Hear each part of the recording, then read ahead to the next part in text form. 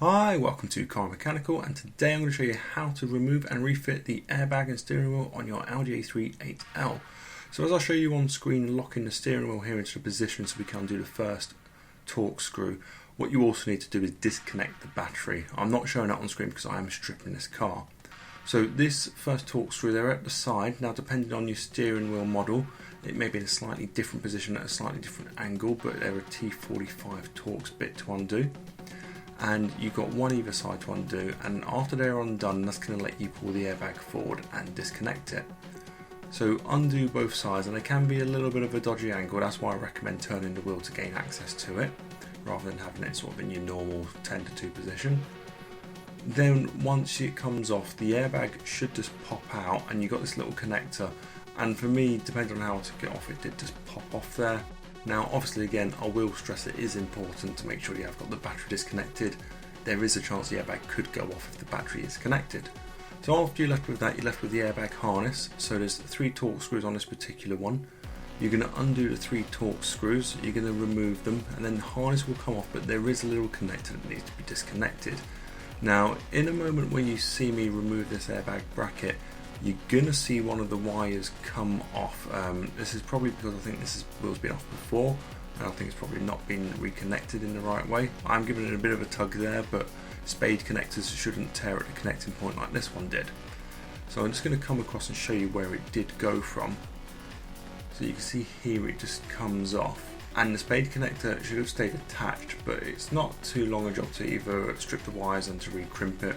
But there's a spade there. Honestly, a little bit of solder, 2-minute job. Now next, to remove the steering wheel, we're going to use a triple square M12 bit, also can be known as multi-spline, and you're going to pop that in, and this is using, I think it's 1/2 inch socket, and you're going to undo this. Now I've already loosened this off. Some people on forums have said that you need to use a breaker bar to get this undone. I found that using both hands on the socket was just about enough to get it undone. Depending on the age and depending on how stubborn it is in there, you may need to get the breaker bar to undo everything. So I'm just coming in here to the centre of the hub, and you see these 2 lines. One of them's on the steering wheel itself, and one of them is on the shaft that it fits onto.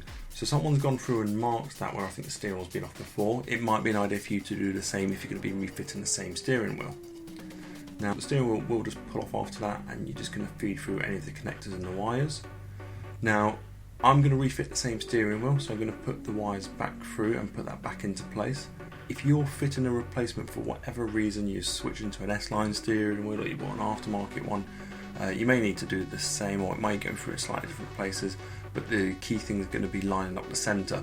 So you can use that mark for the centre of the steering wheel and mark the centre of the new steering wheel approximately, especially because it can be quite fiddly to put on. As you see, I'm trying to line it up here. Now you can see here as I go into the wheel that the marks roughly line up.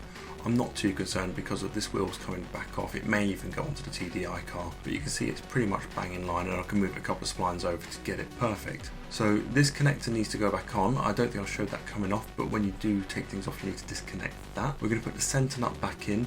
Now with the centre nut, you may want to put some Loctite on it, but I'm not doing that again because the wheel could be coming off. But once the nut is done up, we're going to put the air bracket back in place. So you're going to feed the wires through. You're going to reconnect that wire that earlier on got broken. Now let's just pretend for this scenario it's been resoldered and re-crimped. If I was connecting it, I would have resoldered it and made sure that was all good to go. You're going to do up the 3 Torx bolts, and I'm just going to go over them and loosely tighten them up to make sure everything's roughly in line and in place. That includes the bolt holes you can see at the side for where we're going to bolt the airbag on from the back. And then I'm going to go over everything and give it a final tighten. And not sure if you noticed in the previous clips, I forgot to put the centre nut in at the very first part, so I had to go back and redo that. So these clips also show the centre nut in this time. So once we've done this, we can actually put the airbag back into place. So sort of line it up, and then when you can see everything, that's a lot easier when you aren't taping yourself. You're going to reconnect the airbag connector and put the airbag into place. So put it into it, feels like it's sitting naturally.